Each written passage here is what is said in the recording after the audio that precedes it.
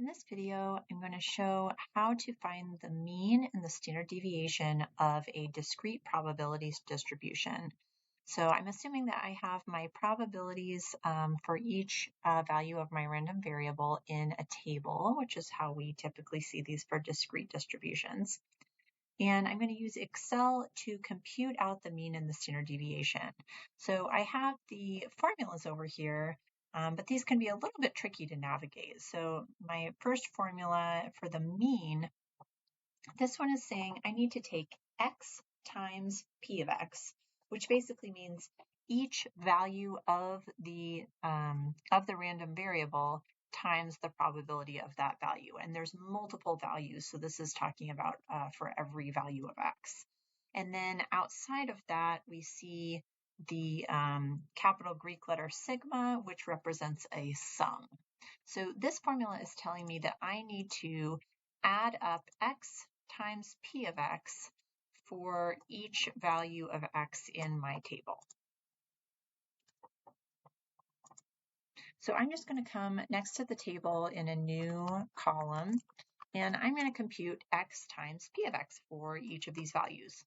So you could compute this out by hand using a calculator or something like that, but in Excel we can do equals, and then I'm going to select my x value, do times with the asterisk, and select my p of x. And I'm using these cell references so that once I've computed this for the very first value of x, I can click on that cell, bring my mouse to the bottom right-hand corner until it turns into the black plus sign, click and drag this down to fill in all of these calculations. So if I check my bottom row here, what this is actually doing is A7 times B7. So this is multiplying those bottom two x and p of x's together. So I now have x times p of x for every value in my table, and I just need to add that up. So I'm going to use equals sum with a parentheses, highlight these values, and there we go. This value right here is the mean of my probability distribution. All right, now standard deviation is a little bit more complicated, but it's a fairly similar calculation. So in the standard deviation formula, we'll see there's another summation here. This is the summation just like with the mean, but instead of just adding up x times p of x, I have to add up x minus mu sub x. So this means x minus the mean, right? This is the mean that we just calculated. So you do need to calculate the mean before you do the standard deviation. So I want each x value minus the mean squared. So I want to make sure that I don't forget this little squared here. And then times p of x, kind of like we had with the mean. So instead of having each value times its probability, we have each value's square deviation from the mean times the probability. And if you learned how to compute standard deviation of just a regular data set, this is a very similar calculation, but of course it has this added probability element. So I'm going to create another column over here. I'll leave a little gap just so that I can separate my mean calculations from my standard deviation.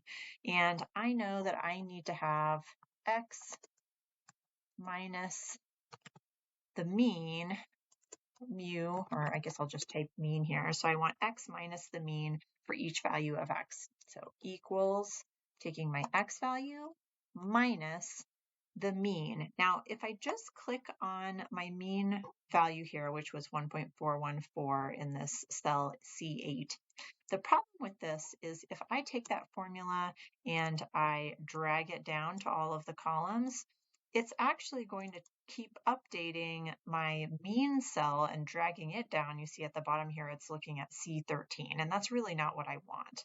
So I'm going to come back to the original formula here. And instead of just having A2 minus C8, I need to kind of anchor that C8 value, that mean value, so that it does not change when I drag the formula down. And the way you do that in Excel is by adding a dollar sign. In this case, I'm going to do it in front of the C and the 8. So I have a regular A2 minus C, or $C, $8. So now if I compute this out, drag it down, I see that each one of these formulas is always taking the corresponding x value, but still always the same mean value, still always that C8 cell. Okay, so that is the x value times the mean, or minus the mean for each x value.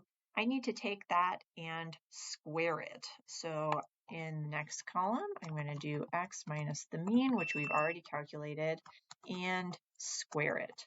So this one's fairly easy, equals, I'm going to just take that number we just calculated and square it. You can actually do this all in one step if you wanted to. You could just do equals and then in parentheses your x minus mean calculation raised to the second, but sometimes it's easier to break it out into two steps.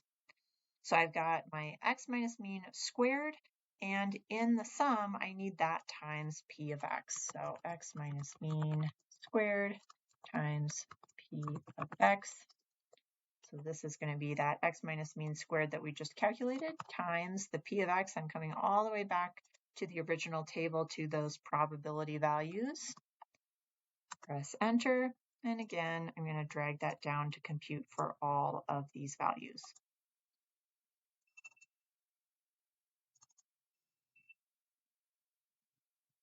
Just resizing my table a little bit here. Okay, so I've got this value, this x minus the mean squared times the p of x. This is what I want to add up in my sum. So underneath here, I'm going to do sum of all of those values. And then the very last step in this process is to take the square root. So in Excel, square root is the SQRT number. So I have equals SQRT parentheses, and then I'll take that sum value that I just computed, and there is my standard deviation. So I won't get into the interpretation piece here, but hopefully that helps. Just an FYI, I mentioned that you could do the standard deviation kind of in one calculation. If you wanted to do that, what it would look like is we would just do equals parentheses x value minus the mean, but we want that mean value anchored, so I'm doing $C $8. So that's my x value minus the mean squared times p of x. So you see I'm kind of doing that whole calculation in a single column. If I compute it that way and drag it down, it's going to give me the exact same numbers that I just had in this neighboring column, and then I could add them up and do the square root. So hope that didn't add confusion, but you could do these three steps all in one if you like.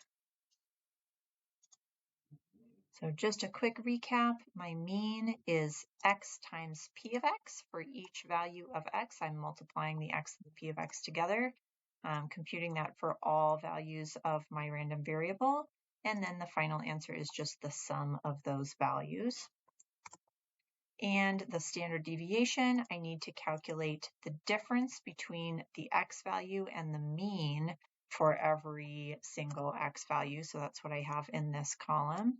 I need to take those values and square them, and then take those squared values and multiply by the p of x. If you want to do that in all one formula, again, it looks something like this.